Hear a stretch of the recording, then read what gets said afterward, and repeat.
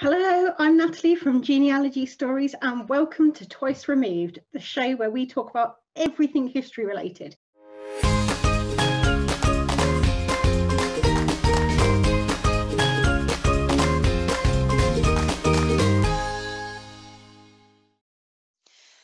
So I'm having to re-record my introduction for this guest because of some internet issues that we had, and she definitely deserves a fantastic introduction. Her name is Caitlin Hollander from Hollander-Waas Jewish Heritage Services, and she's here from Long Island, New York. She is an expert on Jewish genealogy, and I cannot wait to hear what she's got to tell us. It's great to be here. The first thing I wanted to ask you about was a little bit about how you got started tracing your own family history. So I come from a family that's always been very interested in their family history. My grandfather is really going to be one of the places where that started. He passed away in 2006, but before he did a lot of work researching his own family history, actually hired people to help look into some of the branches of it, and among other things was actually able to recover and help restore an old Torah that had been basically fallen into disrepair since the Second World War, and donate it to the synagogue in the town where his father grew up. And then my father has always very much been into it. I actually have a typewritten copy of a genealogy he wrote up probably about 15 years before I was born. That's really nice. It's always been one of those things where I grew up around it, but I also grew up in a family where there was just some stuff that we didn't know and that had a big question mark, and I like answers to questions.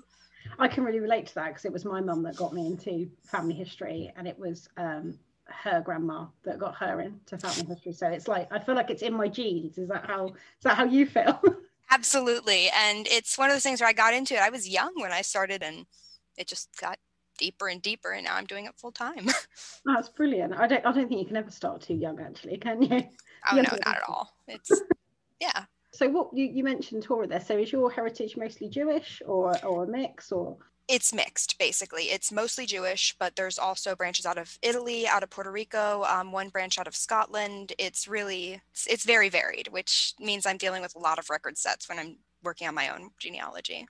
Yeah, so you must have had to get to grips with the way lots of different countries record information and what's similar and what's different. That's really challenging. Oh, no, definitely. And especially when you're dealing with, because a lot of my ancestry, especially obviously the Jewish ancestry, is out of Eastern Europe, because I'm dealing with so many shifting borders and different types of record sets. It really does. I have to be very, very familiar with the history of a region as well to know what's going on, because I'm very rarely dealing with borders that are the same even decade to decade. Okay, that's really interesting. Could you tell me a little bit about some of your favorite finds or some of your favorite ancestors? In my own family, I mean, there are definitely ancestors that I really admire. One of my great-great-grandmothers, she was the youngest child there were 9 siblings in total, 9 siblings that survived childhood. She was by far the youngest. She was the youngest by about 8 years. Her mother was in her 40s when she had her and died shortly after. And then when she was a teenager, she would have been about 13 years old. Her father dies too. And so she's actually raised by her grandparents. And so she grows up, it's a fairly well-off background, and she ends up marrying the butcher.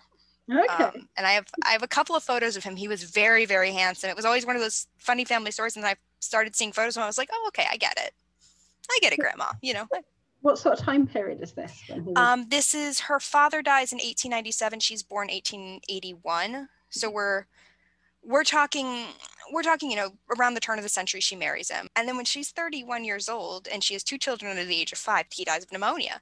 Right. And she doesn't remarry. She actually takes over his business and expands it. And she does very well for herself. She ends up becoming fairly successful, and she does very, very well for herself. I love that. It's great to find some women that have carved a niche for themselves in a career, because sometimes that can be hard to find. It's not that they didn't, it's just that sometimes it can be hard to find evidence of that, I think. Absolutely. And it's just such an interesting story for me. She's an interesting woman overall. She did end up remarrying when her children were adults, and her husband then was actually Catholic. And this is a Jewish family to give you a little bit of background on where we're talking Germany. So okay. my German Jewish, which is the word is Yeka, actually, to give you the term, family. So she remarries, and this is the 1930s that she marries him. He dies a few years later. And she actually sits out the Holocaust his sister was a mother superior of a convent. And she sits out the Holocaust in Germany in a convent. Wow. And so she survives. I mean, she was hiding in plain sight, though. She hid as a nun, as a fake nun. Mm-hmm. And what I think is so interesting and just so ridiculously cool, and as you can imagine is a fantastic resource for me, is she actually brought all of her papers, her letters, her journals with her when she went into hiding. Oh. So I have the condolence letters from her uncles when her father died. I have the letters that her uncles were writing to her to read to her father when he's on his deathbed, and she's 15 years old. Oh God, that's like genealogy gold, isn't it? It's incredible. It's this woman, she didn't throw anything away. She had the condolence card. She had her father's, I have a copy of my great-great-great-grandfather's original obituary in German. Wow. From 1897. And photographs and just all of these different things. She ends up coming to the US after the Holocaust, and she actually dies in New Jersey in 1955. Wow. And she had all of these books and papers, and it's amazing. And it's a little bit of slow going through them and translating the German and understanding what's really going on, but it's genealogy gold, and it's just amazing. And I also really get that pack rat mentality with keeping everything and keeping all of these letters and these, just like the condolence cards when her husband's died and just everything. I certainly wish my family had kept things. I've got very little, actually, very, very little documentation and very few photographs as well. So yeah, I always get quite envious. But do you know what you're going to do with the collection once you've looked through it? How are you going to pass it along? I honestly have no idea. I haven't even thought that far, just because it's so much to just go through and just sort of understand what's going on and establish a chronology. And really, I'm still getting at the meat of it. I'm not quite sure how to go on from there. It's step by step for me. You have to come back and tell us when you've got through it. Absolutely. Sounds really exciting. It is.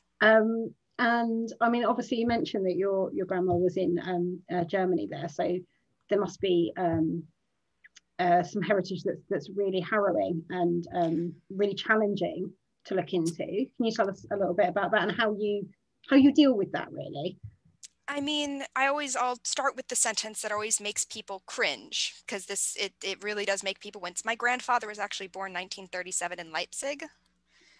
So it's not a far off one for me. My this is my direct paternal line, so this is my Hollander line. My great-great-grandparents were actually born in Poland, so in Novi Sącz and Gorlice, which are, to give you a general idea of where those are, they're near Krakow. My great-great-grandfather was married twice. His first wife died. He had 3 children from the first marriage, 5 children from the second. And they ended up moving to Germany in 1914, so right at the start of the First World War, which makes sense when you think about Poland in that era. It's not the greatest place to be. So they moved there, established businesses. They lived in Erfurt. And my great-grandfather's raised there, marries my great-grandmother, whose family I have in Germany back to Napoleon and before Napoleon. It's that line was, they were very, very Yeka. They were there for a very, very long time. They're very culturally Yeka. It's a cultural difference I can go into if you want, but it's, so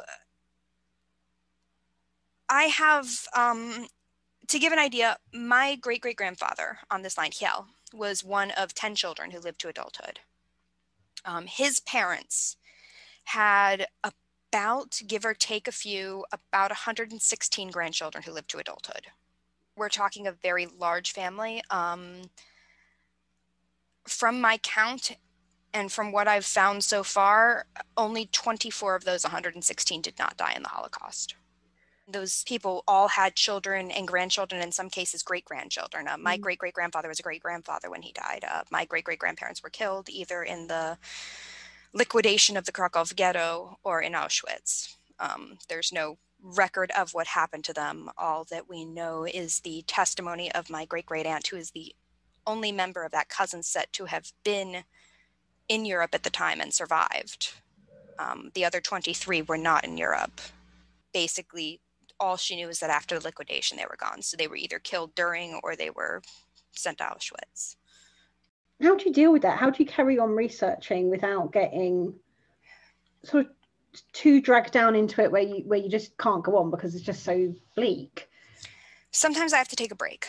I mean, I've had cases where I've had to step back and say, I need to take a break. I need to breathe. I need to look at something happy because this is not good. To give another idea of the 8 siblings. So there were 8 siblings of my great-grandfather total who lived to adulthood from the 2 marriages of my great-great-grandfather. The first sibling set, so there were 3 of them, Mendel, Fermetta, and Seema. And Mendel had gone to the US when he was a kid. It's actually a terrible story. Apparently, my great-great-grandmother thought that this teenage boy was too much trouble and said, "You get rid of him, please." Okay. And so my great-great-grandfather dutifully bundled up his 14-year-old son and put him on a boat to America to go live with family he'd never met, which is terrible. But the 2 girls, the 2 sisters, were both killed.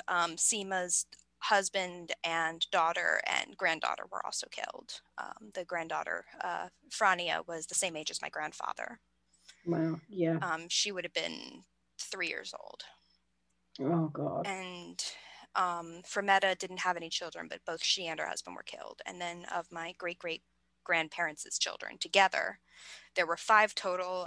The oldest was my great-grandfather, who they survived. It's actually an interesting story I'll come back to. Okay. Then came Regina went to Israel before everything, so she wasn't there. Sabina, who was there, and she actually survived the Krakow ghetto. She survived Plazov, and she survived Auschwitz. She was an amazing woman. And then was Jacob, who he was killed. He died in Plazov. And then the youngest, who was Emil, who became Edmund, who came to the US and actually fought in that war. And he came in 1938 and actually enlisted in the army. It's amazing how people's fate seems to spin on a dime, doesn't it? I mean, going back to the way that my own branch survived, I mean, my great-grandfather was, so my great-grandmother's brother had gone to Uruguay. Okay. In 1937. So my grandfather's born in 1937, February. And in 1938, the Nazi regime actually deported all Jews with ties to Poland. And I believe it was September, I believe. I might be off on that. It's September, October. I think it might be October. Anyways, and my great-grandmother and my grandfather were part of that deportation. So my grandfather was deported as an infant, essentially, to Germany. Not to Germany, from Germany to Poland. Yeah. And my great-grandfather, and I don't know how he did this, but it's incredible. He was able to actually petition to get his wife and son back. Right. And in November of 1938, I have them arriving in Montevideo. So then they were together again, presumably. Yes. Yeah. That's incredible. But everybody else, except for, there are a few members of the family that survived. The one sister actually has a son who is still alive and coming up on 101 years old. Oh, wow. Have you met them? I have, yes. There are a couple of just, I hate to say stragglers, but a couple of people who do pop up. But for the most part, and this is true for almost everybody whose family tree I've worked on and everybody I know out of this region, the family tree really does stop around 1942. When you see that, it's quite incredible, for want of a better word. It's a terrible sense, not as in, About 460 something names from my family. Wow. Okay. That is such a lot of people and such a lot of future lives that are ended so abruptly, which kind of makes my next question really difficult. But if you could meet any one person, somebody you didn't meet in, when they were alive, who would it be and why? I mean, my great-great-grandmother, the one who was in the convent during the Holocaust, I'd very much have just liked to talk to her because her life was so convention-defying for what she lived in and when she lived. One of my great-great-great-grandmothers, another one who lived a really difficult life, she actually outlived 2 husbands by the time she was 30. She had my great-great-great-grandfather had died in an accident. A building fell on him when she was 19. And he was 24, and she remarried, and the second husband died of pneumonia. Okay, yeah. And when she was pregnant, actually, with her last child. And I just the resilience of these women, I want to talk to them and know what their lives were like and why they chose to, not remarry, which isn't super typical for the time and places in which they lived. And, how did they live? How did they survive? No, I can really relate to that, because my great grandmother lost her husband fighting in World War II. So he was a tank driver in Tunisia, which is where he's buried, where he died. And they had been married about 7 years. She'd had my nan, and she was actually pregnant with my uncle, my great uncle, when he passed away. And she never stopped talking about him all her life. I mean, she did remarry about 10 years afterwards, but I think it was kind of a slightly different type of marriage, although he's incredibly fondly remembered in our family as well. But yeah, I would, especially with the pandemic going on, and I know, like over here, when we started having food shops running out of food right at the very, very beginning because people were panic buying, it really made me think of her and how had she coped with that worry and that fear, and then losing your husband on top of that. And actually she was an incredibly resilient person, and later in life went over, in her 80s, she went over to Tunisia to visit his grave, which, even in the 1980s, 1990s, that's still quite courageous, I think. So so I totally relate to that. Do you find that you're drawn to your female ancestors a lot? I really do, just because I find a lot in genealogy people don't tell that story that much. People are so interested about following surnames, and in Jewish genealogy, and especially in most of my ancestry from the Austro-Hungarian Empire, you're not always looking at the father's surname being inherited. And also I'm Ashkenazi. With Ashkenazi genealogy, especially, surnames are fairly recent for us. It's not, most of, I'm going back, you get back to the turn of the 19th century and you're dealing mostly with patronym. It's not as big of a thing. And because so much of my family's from Austro-Hungary, those records actually give more detail. When you're looking at the birth record of a child, it's giving you a lot more detail about the mother's family than about the father's. Okay. Am I right in thinking that technically Jewishness is, please correct me if I'm wrong, that Jewishness is technically inherited from your mother? Your mother needs to be Jewish. Religiously, yes, but there's also, it's an ethnicity. So because I'm working within, and the reason that the Austro-Hungarian records give more information about the mother is just, that's the way that they're set up. But it actually, when you're looking at the birth of a child, so like if I'm looking at my great-grandfather's birth record, it actually gives the parents of my great-great-grandmother. So I can pull up his birth record, and it gives his maternal, it doesn't give his paternal grandparents' names, but it gives his maternal grandparents' names. And so it is interesting, and it makes the women a lot easier for me to track, just because of that. Really turns it on its head, doesn't it? Like, do you know why they do that? Why? I'm not quite sure. I know there's a reason. It's common in all of Austro-Hungary. It's not just in the Jewish records, it's in the other records as well. But it's not a religious thing. But that gets mixed with another issue where Jewish, especially with Austro-Hungarian Jews, not so much with Russian Empire Jews for a couple of different reasons, and not so much with German Jews, but Yeka, because they like to follow rules. With Austro-Hungarian Jews specifically, a lot of the time you'll see a couple have the religious marriage, which is, for all intents and purposes and for cultural reasons, is the real one. And then they'll have the civil marriage a couple of decades later. I mean, we'll have people who've been together for 50 years finally getting married in their 70s with the civil marriage. But according to the laws at the time, that makes all of the children illegitimate. So the children are carrying their mother's last name. Okay, that's really interesting. And if they've been formally legitimized, they might take the father's name or they might not. But it can get really complicated with the surname thing. Again, because surnames are a fairly recent thing, I don't want to say there's not as much attachment, but it's a little bit more fluid. You'll also see synonym surnames pop up. But for example, there's a sibling set in one of my more distant branches where this set of siblings have 4 separate surnames. Okay. But they're totally legitimate surnames. What happens is, so the parents we'll say are Jones and Smith, and then the mother's parents have this couple has a kid, and the child has the mother's last name because the mother's parents haven't had a civil marriage. Okay. Yeah. I'm trying to think in my head. And then the mother's parents get married, and the mother takes her father's last name. So now the next child has her father's name. Yeah, that makes sense. Yeah. And then she marries her husband, but her husband's parents aren't married. So she's using, now the next child has the husband's mother's name. Okay. And then finally the husband's parents get married and the last child is going to have the husband's father's name. So it's really, because surnames are a little bit more fluid, and also obviously because surnames get changed, there's a little bit less attachment there. So there's less of a compulsion to go along that straight paternal line. Okay. And I mean, the surname synonym thing is a common one. There's another family in the same area as my Hollander family who are Amsterdammer. Okay. Except when I go back about 150 years, it's the same people using those two surnames interchangeably. Okay, yeah, which makes sense. And it only gets locked in about the middle of the 19th century is when they finally decide, okay, well, you're Hollander and we're Amsterdammer, and they're different. Okay, that's really interesting.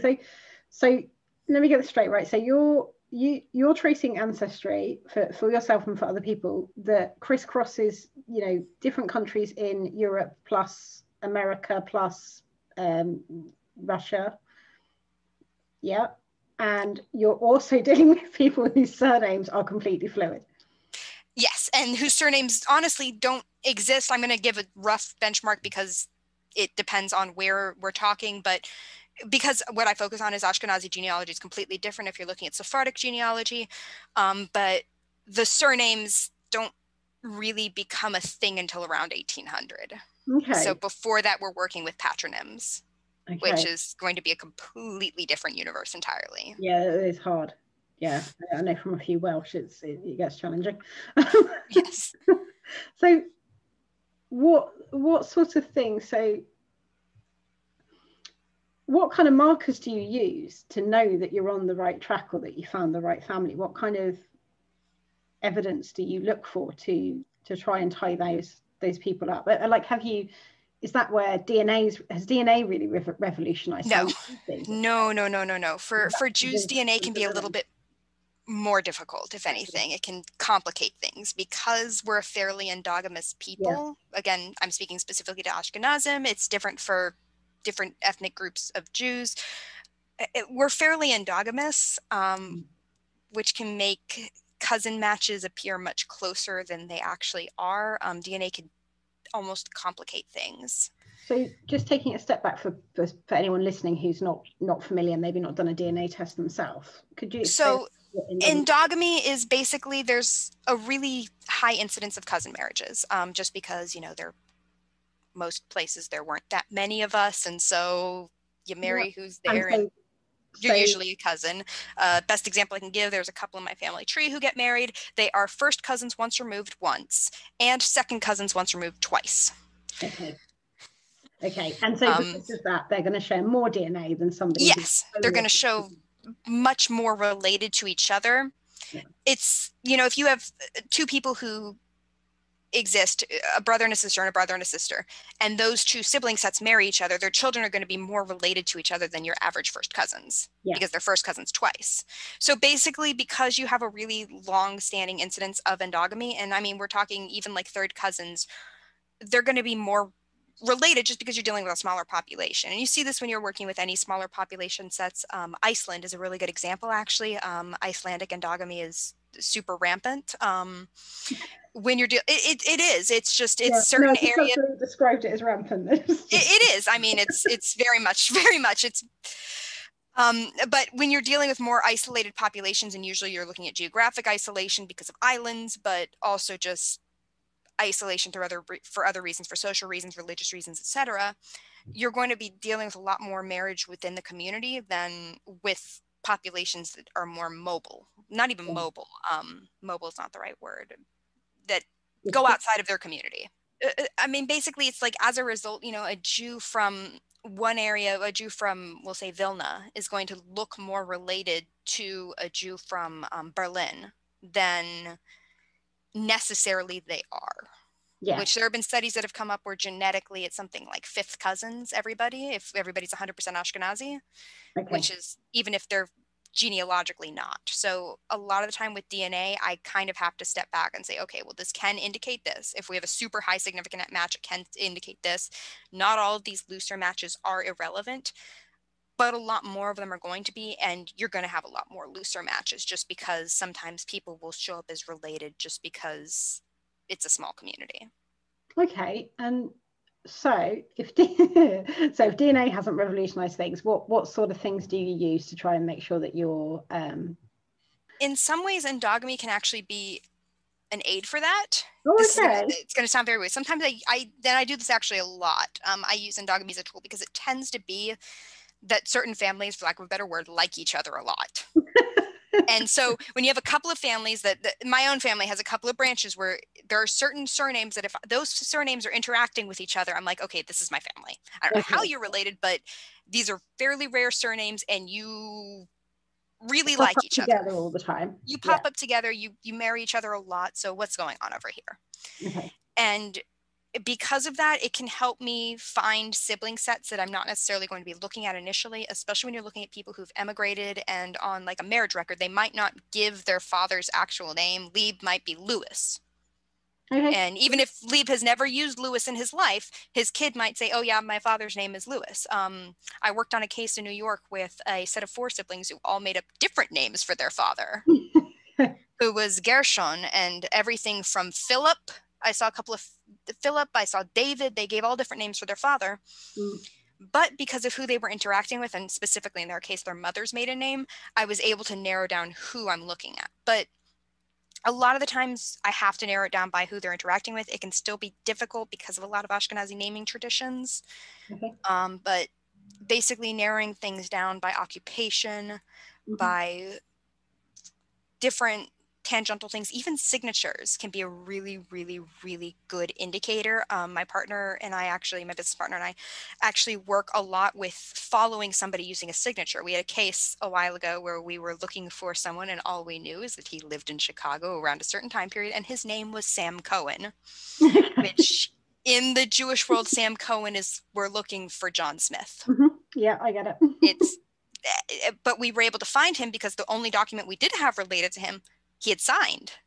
And so essentially at one point we were going through every single draft registration card for a Sam Cohen in Chicago who might have been around the right age and just looking at these signatures. And because of that, we were able to narrow it down.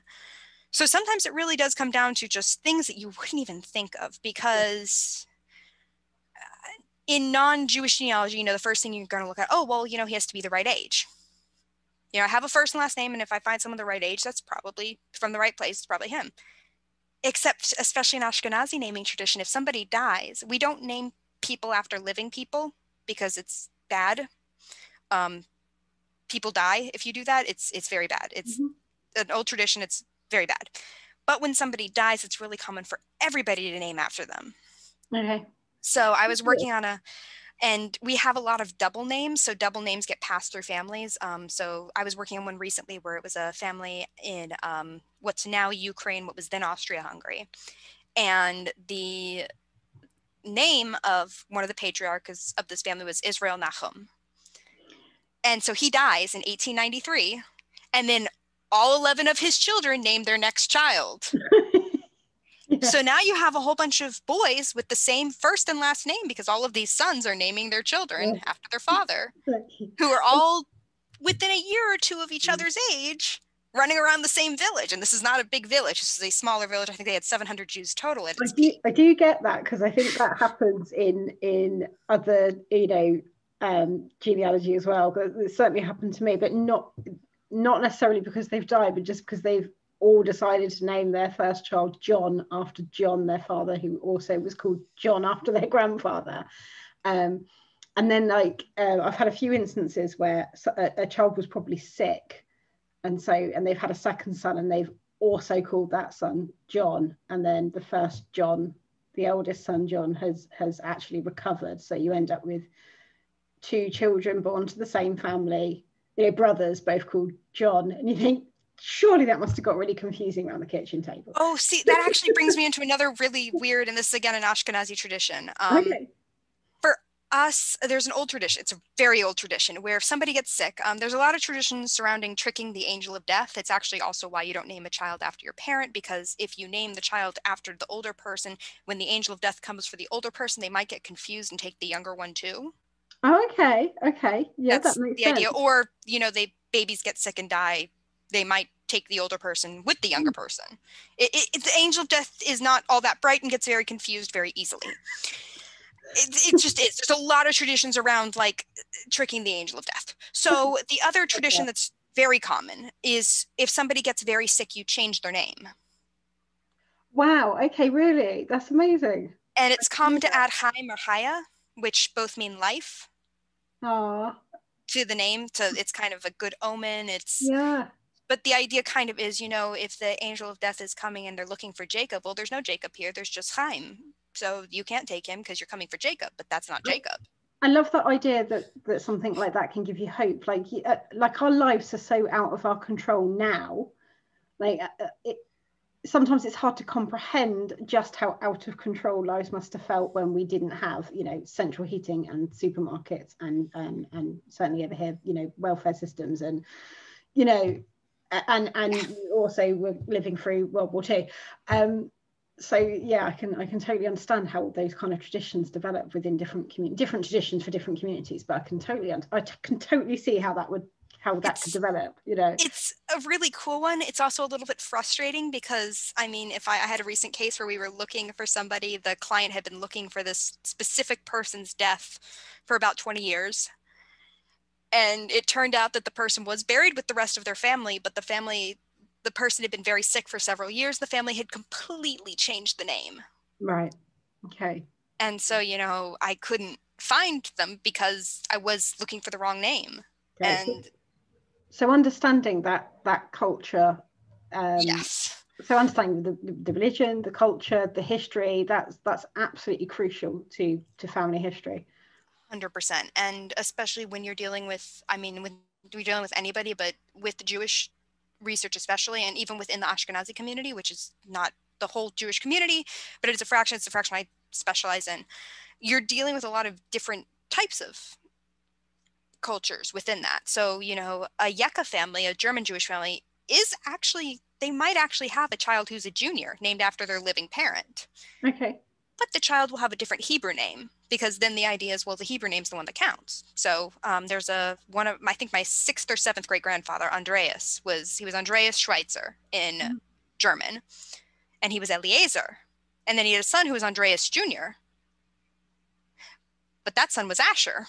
Okay, yeah. So they had different Hebrew names. So it was sort of, there's a lot of negotiating that goes on sometimes. And so you're negotiating with the tradition. Well, they're not technically the same name. It's interesting because I know in some Catholic traditions, you might have several people with several children with the same first name, but with different middle names. And then they'll be known as, so Mary Teresa, Mary Catherine. Oh, yeah. And I see that on my Italian line. There's whole families where every single child is Maria. There are boys that are Maria. Oh, really? Boys as well? You do. You will see that a lot where you'll see a boy who's, Maria Tommaso. And okay, well, or Maria Giuseppe. And it's okay. Yeah. And does it ever make you wonder why that Maria was so important? Like why that particular name was so important? Is it obvious sometimes with the Italian tradition, it's the Virgin Mary. It's the religious. Yeah. With the Italian tradition, it gets very, very simple. With the Jewish tradition, it can be a lot of different things. It can be a family member that you really liked. There's a really, I would call it almost sweet, in one of my branches, and this is now Poland, was Austro-Hungary. There was my 4th great grandfather had a brother, and the brother never married, had no children. He's actually noted in the censuses of the area as being deaf and mute. Okay. And he's actually living with his different family members. His siblings are they're taking care of him. He actually lives to a ripe old age. He's like 89 when he dies, which is really good for any time. Yeah. But for like the late 19th century in Austria-Hungary, that's really good. Yeah. And when he dies, all of his nieces and nephews name a kid after him. Oh, that's so sweet. And it's like, I'm looking at this and I'm like, they had this uncle that they all grew up around who, he couldn't really communicate just because of, the time and the place. We're not talking about a time and place with, a developed sign language community.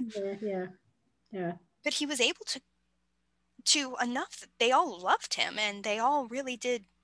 They named a child after him. So he was obviously very, very important in all of his nieces and nephews' lives. And it can tell you a lot about where somebody is emotionally, and then vice versa. If somebody dies and then nobody names a kid after them, I'm like, okay, what did you do?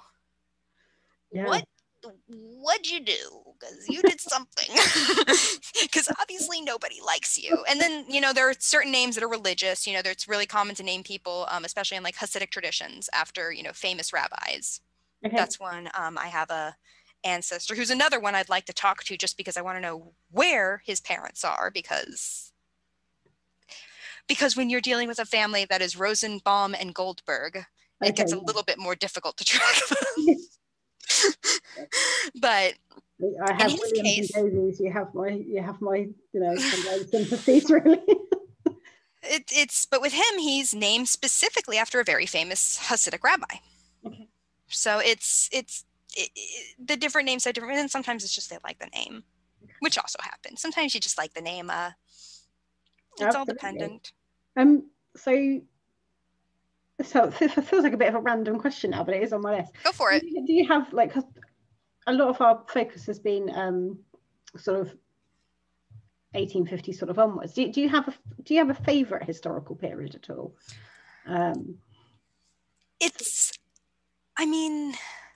I enjoy the 19th century a lot. I enjoy 19th century Austria-Hungary a lot, just because the record set develops so quickly and shifts so quickly there that it's really cool to see things sort of shift. You can definitely see a lot of cultural influences change there. It's a lot of fun. Yeah. It's hard because it's more, I like certain places. I definitely have certain places and certain like things I enjoy the most, but I really like deep diving in Belarus. Belarus can get really interesting because there are these Russian imperial censuses that are really fantastically intact for, in some cases, back into the 18th century, which is really, really cool. What kind of information do they have on them? What kind of father's name, age, and then the rest of the family. Sometimes they're draft records, so they only have the male members of the family. Sometimes they're actually censuses and they have the rest of the family members, but it can help me push back a generation when I'm not dealing with a surname, just because it will have the father's name on there. Okay. Yeah. So it can help me push back. And also it will have, if somebody was in the household on the last census but has died since, it will still have their name and when they died. Yeah. So even if there's not a death record surviving, I might be able to get that information from a different source. So okay. I enjoy them. I always kind of get a little thrill when I can push back past that surname barrier, because it is hard. Yeah. Once you're losing surnames and you're just dealing with, you have a village of 800 and you're just looking for David, son of Jacob. Well, you can't. You just, at some point, it's just, you can't. And how do you think this pandemic will affect the future of genealogy? We're sort of talking about places. It always makes me think about the fact that it's so difficult, certainly here at the moment, to go visit places and visit the archives. Is it making things more challenging, or? I'm hoping it'll bring things online more. I'm definitely having frustrations with certain countries, and I say frustrations, it's a bad word for it, but it can be frustrating, just because I know that depending on where I'm looking at, I'm just not going to be able to get a record. I'm having that issue here with the National Archives. They're still just not giving me anything because they're closed, or they have been closed, rather. I think they've reopened by now, but it's definitely frustrating. I'm hoping it leads to further digitization, which would make my life so much easier. But it's definitely been frustrating. But again, just because of where I'm dealing with, sometimes it's even just the state of the world can cause me issues. I have a contractor in Belarus who I've needed certain records from their archive, but at one point it was like, well, we can't. There is a whole situation politically in Belarus right now. There might be a civil war, so we can't. Yeah, that's a really set of challenges that you face. Yeah, so and just because I tend to deal with areas where, I might be dealing with, there might be a civil war, there might be something blowing up. Can get a little bit complicated anyways. I deal with that anyways when I'm dealing with Eastern Europe, just because a lot of the records I need burned at some point. Somebody lit something on fire and now it's gone. One of my ancestral cities is like that. There's just nothing. The Tsar's army burned it during the First World War, so it's gone. It's what I need is gone. And it's very frustrating. I'm very upset about it. But I think that's another one of those things, though, that brings home like the impact that war has, though, on so many different things and so many lives going forward, that's just lost. That there is no going back. You know, you can't undo things like that. It's sort of, I don't know, for me, it brings it home anyway. I only really had one more question anyway, actually, because I thought it might be a nice way to wrap up just as we were talking. So what would you say to somebody who was thinking about starting their family history that might be a bit worried that now's not the best time? Would you say wait, or would you say go for it? Or go for it. You know, there's no time like the present.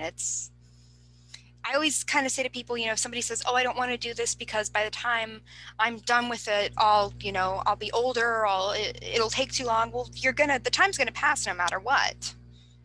And you might as well do what you can now and then just work for it from there. what would you say to anyone who's sitting on the fence saying, I'm not sure, I'm not sure I'll find anything interesting, or I'm not sure I'll enjoy it? Everybody has an interesting family. Even if you don't think you have an interesting family, there's always something. There's always something weird and wild that you look at and you say, wait, what? Excuse me? What happened here? And there's always going to be, you know, what I refer to, and I see discouraging people a lot, what I refer to as tiny tragedies, which are things that were just devastating at the time, but, you know, you don't even think about now and that nobody remembers really. And it's still worth researching. Yesterday I was doing some work just digging on my own for no reason, and I found a death record, and I now know the Polish word for carriage, because in this case it was two women who had been hit by a heavy carriage. They were sisters-in-law, and they were run over by a carriage and they both died. And I'm going through this record and I noticed these two women have the same last name and they're the same age and they die on the same day, and what's going on here? And I spent a while, you know, figuring out what is this word, what's going on, and sort of slowly deciphering the situation. And I know now that this would have been totally devastating for this family. But it's one of those things that this event in history is just totally forgotten now. And you run into that a lot. Every family has, you know, something interesting. There's a article, and I, you know, sometimes joke that most of my family they weren't fancy, rich, anything. They lived in tenements, and in Italy, my Italian family planted beans, and in fact, they're classified as peasant farmers on the Italian records is the term, which is great. But I have a article from the early 1900s about one of my great-great-great-grandfathers who was in Brooklyn. This has been around 1917, and he was a milkman. And apparently his horses bolted while he was going over a bridge that I go over in not pandemic times fairly frequently. And his horses bolted and the milk got everywhere. They ran over two policemen. It was a whole nightmare. He got thrown off the bridge. Oh, God. And I was doing a little bit of research. He was 24 years old. He'd been in the US for 2 years. He didn't speak a word of English according to the next census. And I'm just, it's just this ridiculous, awful thing. He wasn't a milkman ever again after that, which I'm pretty sure he probably lost his job because he destroyed the carriage, the horses bolted, he lost it was just a whole nightmare. And I look at it, I'm like, this is someone's worst day at work. And then it got picked up by the Associated Press, and I'm finding it in newspapers in Wisconsin. And so sometimes, you know, if I'm having a bad day at work, I'm thinking about it, I'm like, you know what, but Nathan Mirsky, his horses bolted and all this milk fell all over the Williamsburg Bridge. It's almost funny. Yeah, no, it is. I know. I love that. I think that's a lovely note to end on, that, you know, do your family history, because you'll find hilarious worst days and you'll feel better. There's always something. There's always something interesting, something weird, something that you squint your eyes at and say, that's not quite right. And my big philosophy with all of genealogy is that people don't change. People are the exact same as they've always been. Everything that we think is new and, oh, you know, people are rebelling. People have always done something unusual. People's passions and people's, you know, emotions and their hobbies, that doesn't change. That is exactly the same as it's always been. We just think it's new because nobody ever talks about it. And a lot of the times you'll be going through records and you'll be like, okay, this makes sense. You know, they're real people. They're not just names on pieces of paper. They're people who laughed and they cried and they lived their lives, and that's what's important. So, and they're all interesting, even if they don't come off as it at first. I love that. Thank you ever so much for your time. I've really, really enjoyed chatting to you. Thank you very much. Thank you. If you enjoyed this video, don't forget to hit subscribe or visit me at www.genealogystories.co.uk.